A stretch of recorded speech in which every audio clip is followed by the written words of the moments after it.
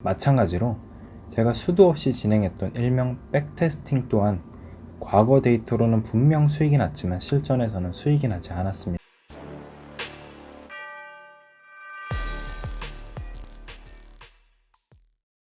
안녕하세요, 후구스토리입니다. 저번 시간까지 약 2편에 걸쳐서 자동매매에 대한 기본적인 설명과 프로그램이 돌아가는 구조, 그리고 프로그램을 사용하지 않고 프로그램을 사용하는 것처럼 매매를 할 수 있는 방법에 대해 알아봤었죠. 이번 시간에는 제가 자동매매를 그렇게 열심히 만들고 지금은 왜 사용하지 않고 있는지를 제가 프로그램을 만들었던 계기부터, 영상 후반부에는 제가 실제 매매했던 데이터를 가지고 시장은 정말 예측할 수 없는 곳이구나 라는 것을 깨닫게 된 과정까지 말씀해 드리겠습니다. 먼저 첫 번째 영상에서 말씀드렸다시피 저는 컴퓨터 공학과가 아닌 공대를 나온 비전공자이고 프로그램을 처음부터 배워 약 1년간의 시간을 들여 완성했습니다. 제가 처음 프로그램 개발을 마음먹으며 생각한 저의 결과물은 역사는 계속 반복이 되는데 과거의 데이터를 자동으로 분석하고 그 결과를 알파고처럼 단 1%라도 수익이 날 확률이 높은 타이밍에 매도를 하는 프로그램을 만들자라는 것이었습니다. 특히 요즘 인공지능과 딥러닝이 굉장히 핫한데 소위 말하는 기계학습과 결합시킨다면 일정 시간이 지난 후엔 자동으로 점점 나은 프로그램이 되어 나는 직접 매매를 하지 않더라도 꾸준히 수익을 낼 수 있지 않을까 하는 생각이 출발점이었습니다. 하지만 실제 프로그램을 만들어 보니 많은 현실의 벽에 부딪혔습니다. 거래를 하다 보니 애초에 제가 시작을 하게 된 계기였던 과거의 데이터로 미래를 예측한다 라는 전제부터가 잘못되었더라고요.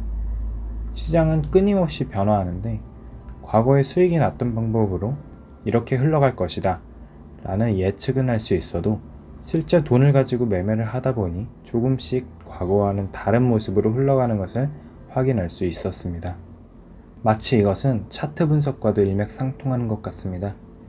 차트 분석은 기본적으로 과거 데이터를 기반으로 진행을 합니다. 추세선을 그리고 지지선, 저항선, 황금선, 거래량, 정말 다양하고도 무궁무진한 보조지표를 활용하여 미래를 예측하죠. 유튜브에 수도 없이 많이 존재하는 차트 매매 강의를 보신 분들은 그 강사가 이 세상에 어떤 그래프를 가져와도 이 법칙에서 절대 벗어나지 않는다 라고 하며 열변을 토하는 영상을 한 번쯤은 시청하셨을 겁니다. 그렇게 과거 데이터를 가지고 단 하나의 예외사항도 없이 적용이 되는 것을 보며 실전 매매에 따라해보려 하지만 실제로 수익이 잘 나지 않죠. 물론 잘못 분석을 했을 수도 있지만 시장이 과거와 다르게 조금씩 변화하고 있다는 것을 이야기하는 반증이기도 합니다. 하지만 오늘의 그래프가 시간이 지나고 과거의 데이터가 된다면 다시 그 차트 분석에 들어맞게 됩니다. 그 이유는 분석을 하기 나름이기 때문이에요. 일봉 데이터로 분석을 하다 법칙에 맞지 않으면 월봉으로 보고 21선으로 분석을 하다 막히면 50일, 70일, 77일 이렇게 분석이 될 때까지 마음대로 순정을 하며 분석을 할 수 있기 때문이죠. 마찬가지로 제가 수도 없이 진행했던 일명 백테스팅 또한 과거 데이터로는 분명 수익이 났지만 실전에서는 수익이 나지 않았습니다. 일례로 1997년 IMF, 2007년 리먼 브라더스 사태를 겪어오며 우리는 어떤 생각을 했었나요? 10년마다 크게 경제 위기가 온다 라는 예측을 할 수 있었죠. 그럼 2017년에는 어땠나요? 경제 위기는커녕 코스피는 수년간 갇혀있던 일명 지옥의 박스권 구간에서 벗어났었죠. 한 가지 사례만 더 보고 가겠습니다. 바로 요 며칠 전의 이야기입니다. 제가 저번 달에 올렸던 메르스 사태 때와 지금 코로나 사태의 초기 비교 영상을 올렸던 것을 기억하시나요?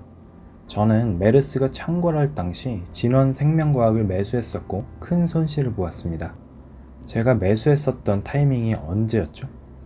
바로 첫 사망자가 나온 이후에 매수를 했었죠. 메르스 사태 때에는 첫 사망자가 나온 이후 걷잡을 수 없는 병원 감염과 치사율 30%라는 말도 안 되는 치사율을 보이며 수많은 환자들이 사망했지만 주가는 곤두박질 쳤습니다. 이번 코로나 사태 때에도 얼마 전 첫 사망자가 나오게 되었죠. 저는 첫 사망자가 나온 이후 시장이 어떻게 반응할지 궁금했습니다. 이번에는 메르스 때와는 정반대의 결과가 나왔더라고요. 만약 제가 메르스 사태 때의 차트를 이용하여 이번 장에서 매매를 했었다면 큰 손실을 보게 되었을 거예요. 이처럼 과거의 데이터를 보면 미래를 알 수 있을 것 같으면서도 무언가 조금씩 달라지는데요. 이런 불확실성이 생각보다 너무 심하다는 것을 깨닫고 자동 매매를 잠시 멀리하게 되었습니다. 제가 현재 직업이 나름 연구원이라 우연찮은 기회로 관련 교수님과 컨택을 할 기회가 있었는데요. 그때 한번 여쭤봤었습니다. 제가 생각하는 프로그램을 구현할 수 있는지. 그때 그 교수님의 대답은 거의 불가능에 가깝다였습니다. 주가 데이터는 단지 숫자가 변동하는 것을 기록한 것이기 때문에 그 안에서 유의미한 상관관계를 가진 데이터를 얻기가 힘들기 때문이라고 이유를 설명하셨는데, 그때가 마침 한창 데이터 분석을 하다 지쳤을 때였고 그 분야의 전문가가 어렵다는 답변을 하여 그 이후로 프로그램을 돌리지 않고 있습니다. 그럼 지금부터 제가 매매했던 데이터를 가지고 한번 이야기를 해볼게요.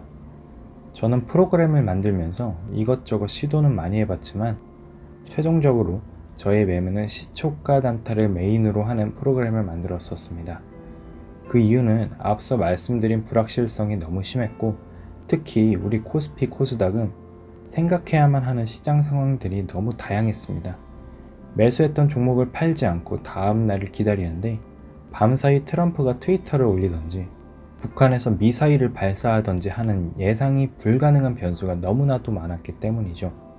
이런 악재가 발생한 이후의 장은 기본적으로 큰 하락으로 시작을 하게 되는데, 그렇게 되면 시초가에 시장가로 매도가 나서 손실을 입게 되더라고요.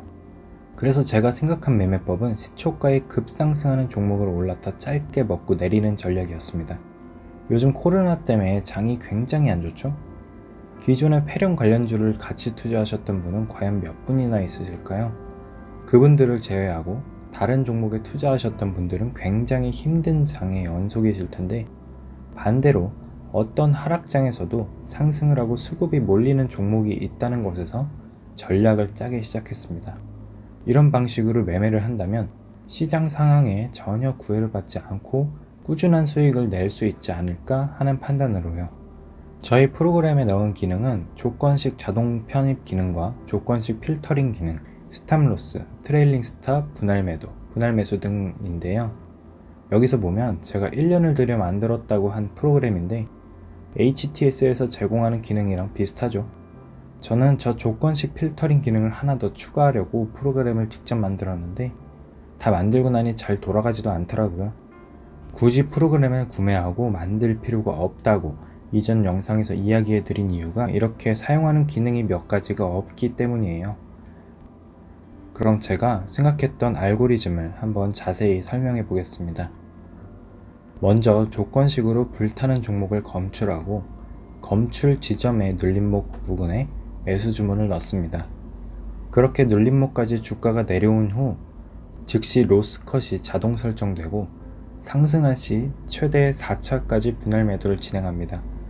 그런데 끝없이 상승하는 종목의 수익도 먹기 위해 마지막 4차는 트레일링 스탑을 적용하여 최대한의 상승분까지 얻으려는 전략이었는데요. 이론상 정말 완벽한 시나리오죠.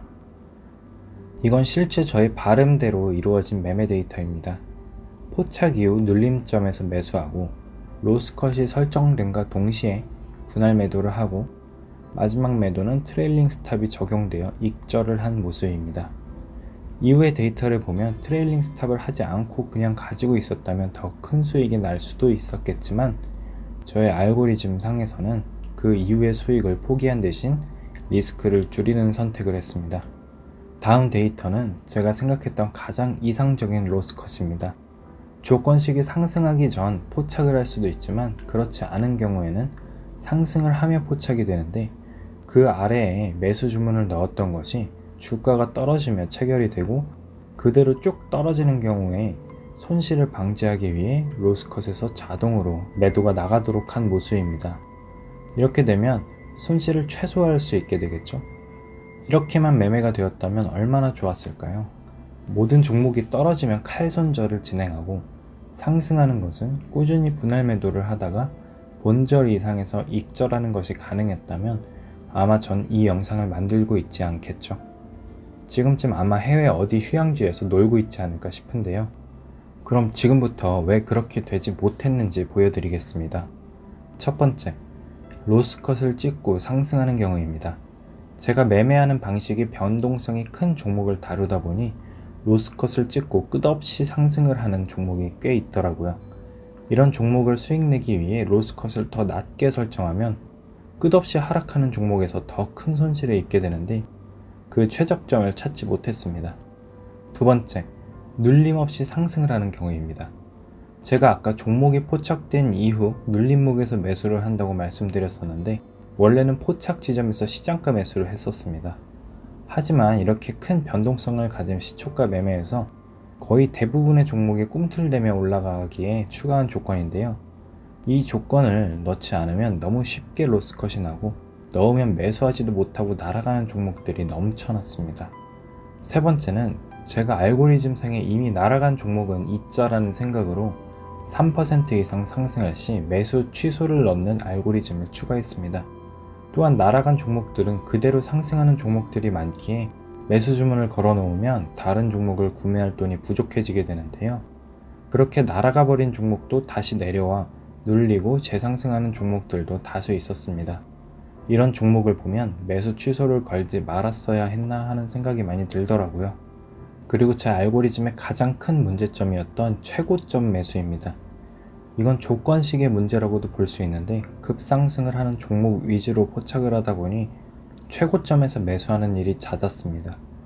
최고점에서 매수를 하면 바로 그 다음 하락할 때 로스컷이 나버리는 구조로 약 2%의 손실을 보는데 5초도 걸리지 않는 매매를 자주 하게 되었는데요. 이런 종목을 걸러낼 방법이 없더라고요.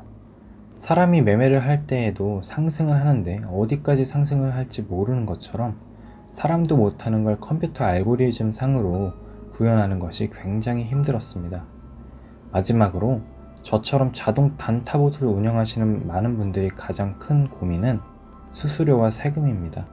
하루에 거래를 손에 꼽을 횟수로 진행하는 일반 직장인이라면 수수료가 큰 문제가 되지 않는데 하루에 수십 번, 수백 번을 알아서 거래하는 자동 매매에서는 수수료와 세금이 엄청 큰 부분을 차지하더라고요. 칼 손절로 인해 하루하루 손실 비율은 크지 않지만 엄청난 회전율로 적은 손실률이더라도 투자금 대비 큰 손실로 이루어지게 되었습니다. 저의 투자금이 1000만 원이었을 때 하루가 끝나고 나면 컴퓨터에서 자동으로 4천만 원어치를 투자했었는데 그렇게 되면 1%만 손실을 보았어도 제 원래 투자금 대비로는 4%의 손실을 본 것이 됩니다. 그렇게 되면 하루 손실 금액이 40만 원이 되겠죠. 이런 문제점들을 해결하기 위해 퇴근 후 분석하고 알고리즘을 수정하기를 한두 달 정도 했었는데 수익을 내기가 참 힘들더라고요. 그래서 포기를 하고 손을 놓게 되었습니다. 자동매매, 이렇게 프로그램을 만들고 정말 미세한 부분까지 조정을 해가며 수익을 내보려 했지만 수익을 내는 것이 정말 힘들었습니다. 하지만 이렇게 미세한 컨트롤을 하더라도 수익을 내기 힘든데 상용 프로그램에서는 수익을 내는 것이 쉬울까요? 전 그렇지 않다고 생각합니다. 자동매매로 수익을 내기는 정말 힘듭니다. 그게 쉬웠으면 대부분의 사람들이 자동매매를 하기 위해 코딩부터 배우고 있을 거예요. 하지만 일반 사람들은 자동매매라는 것에 별로 관심이 없죠. 그러나 저는 다시 한번 말씀드리지만 자동매매의 가능성은 무궁무진하다고 생각하는 사람 중 하나입니다. 아직까지도 충분히 수익을 낼 수 있다고 믿고 있는데 언젠가는 프로그램을 업데이트하여 수익을 내는 날이 오기를 바라고 있습니다. 오늘은 이렇게 자동매매 마지막 시간으로서 자동매매가 생각만큼 쉬운 것이 아니라는 것을 보여드리려 했는데 잘 전달이 되었을지는 모르겠네요. 주제 자체도 많은 분들이 궁금해하실 내용은 아닐 거라 생각했지만 그래도 끝까지 봐주시는 구독자분들이 계셔 더 힘이 났던 것 같습니다. 이번 영상에서도 궁금한 점이 있으시면 댓글로 남겨주세요. 제가 아는 한, 아니 모르면 찾아서라도 답변해 드리겠습니다. 그럼 오늘 영상은 여기까지 하겠습니다. 흑우가 없는 그날까지 흑우스토리였습니다. 감사합니다. 가시기 전에 좋아요와 구독도 눌러주시면 정말 감사드리겠습니다.